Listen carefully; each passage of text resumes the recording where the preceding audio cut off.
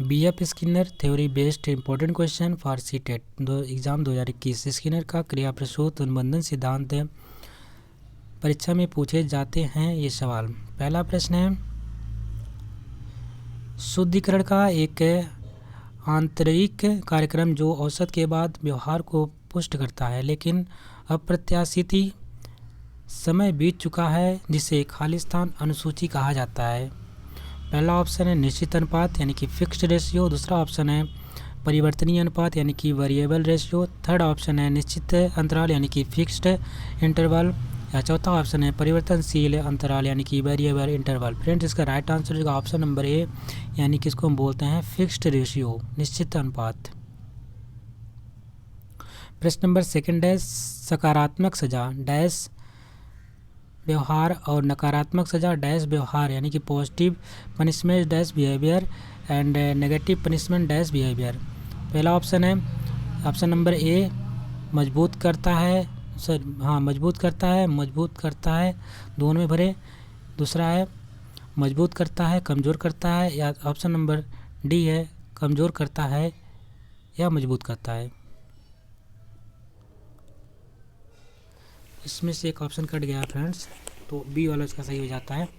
उसको मैं comment box में नीचे लिख दूंगा, उसको अनाज देख लीजिएगा। क्वेश्चन नंबर थर्ड है आपका, संचालक कंडीशनिंग प्रक्रिया में शुद्धिकरण की भूमिका है।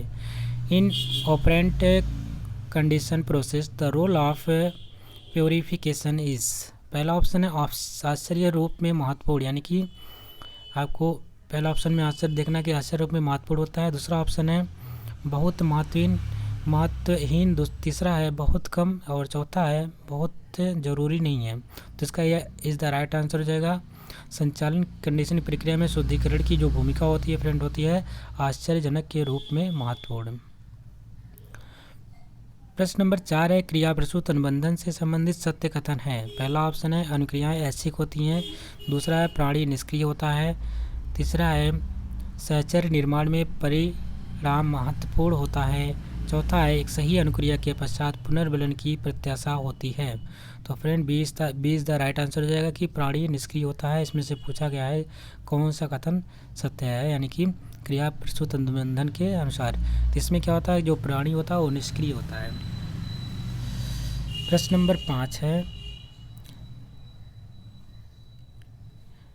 स्किनेरियन संचालक कंडीशनिंग सिद्धांत के अनुसार एक नकारात्मक शुद्धिकरण है। पहला ऑप्शन है सजा के अलावा कुछ नहीं। दूसरा है एक बायोफीडबैक। तीसरा है एक सकारात्मक पुनर्वेशक को वापस लेना या हटाना। या चौथा ऑप्शन है एक सहज बहाव। तो इसका सी इज़ द राइट आंसर हो जाएगा कि एक सकारात्मक पुनर्निवेशक को वापस लेना या हटाना ही क्या कहलाता है, स्किनेरियन संचालन कंडीशन सिद्धांत के अनुसार एक नकारात्मक शुद्धिकरण। नेक्स्ट प्रश्न है प्रश्न नंबर 6, एक लाल बटन के साथ एक खरगोश पिंजरे में है। भले ही खरगोश बटन के साथ कैसे भी इंटरेक्ट करता हो, टेप डोर हर 20 मिनट में एक फूड पेलेट छोड़ता है। इस शुद्धिकरण अनुसूची को डैश के रूप में वर्गीकृत किया जाएगा। पहला ऑप्शन है चर अंतराल। दूसरा है चर अनुपात। तीसरा है यानी यहाँ पे बी ऑप्शन है चार अनुपात। या तीसरा है निश्चित अंतराल। या चौथा ऑप्शन है आपका निश्चित अनुपात। फ्रेंड, इसका राइट आंसर होगा option number C is the right answer, निश्चित अंतराल।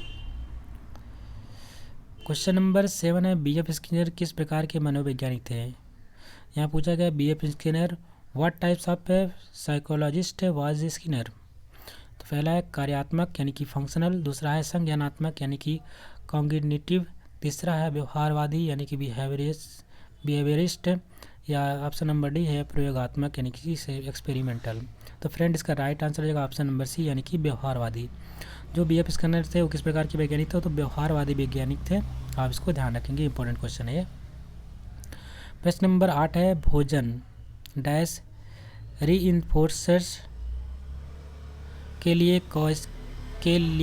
क्योंकि पैसा डैश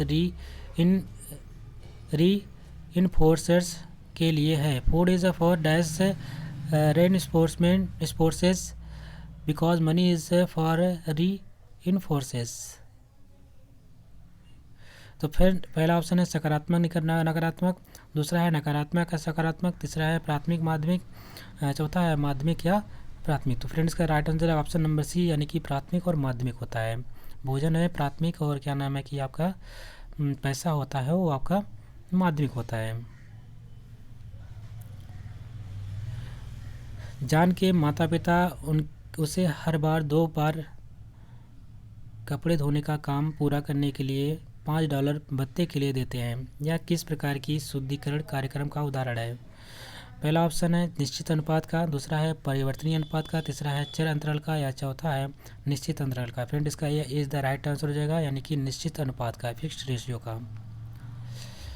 प्रश्न नंबर 10 है शुद्धिकरण के 2 व्यापक प्रकार के कार्यक्रम हैं। शुद्धिकरण के 2 व्यापक प्रकार के कार्यक्रम हैं।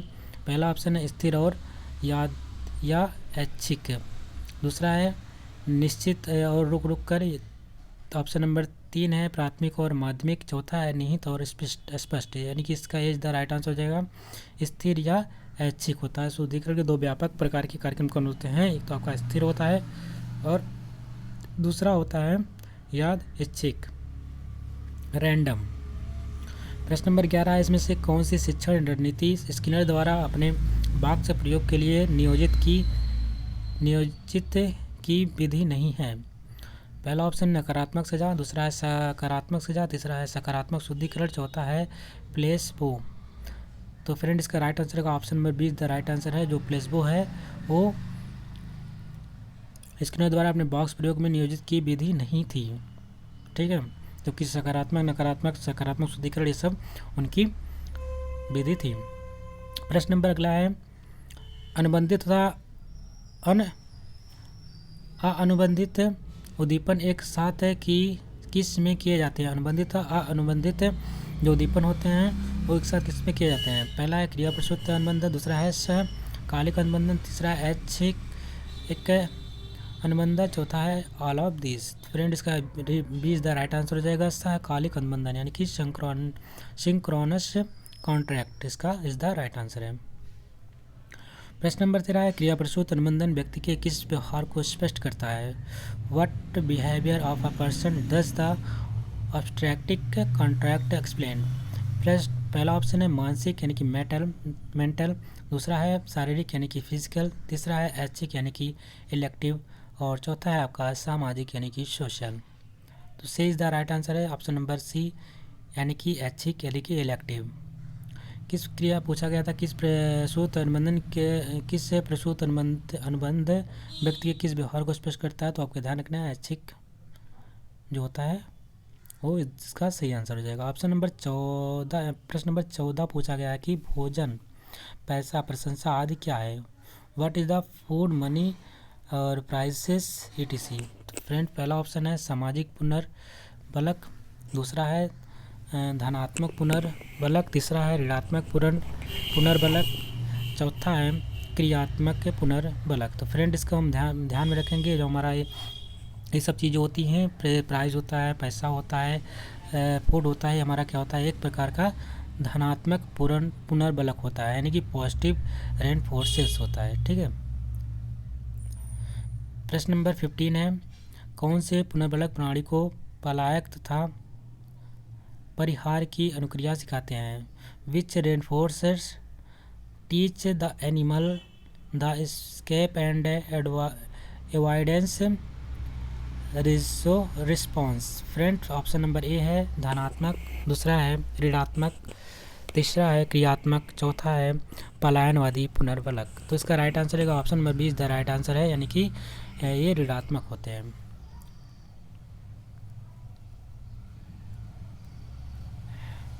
इसी साथ चैप्टर का आपका ये जो स्किनर का जो क्वेश्चन आंसर था 15 क्वेश्चन आंसर ये कंप्लीट होते हैं। तो आपके लिए बहुत ही इंपॉर्टेंट हो जाते हैं प्रश्न। अगर आपको वीडियो अच्छी लगी इसको लाइक करिएगा, शेयर करिएगा, चैनल पर नए हैं तो चैनल को सब्सक्राइब भी कर लीजिएगा।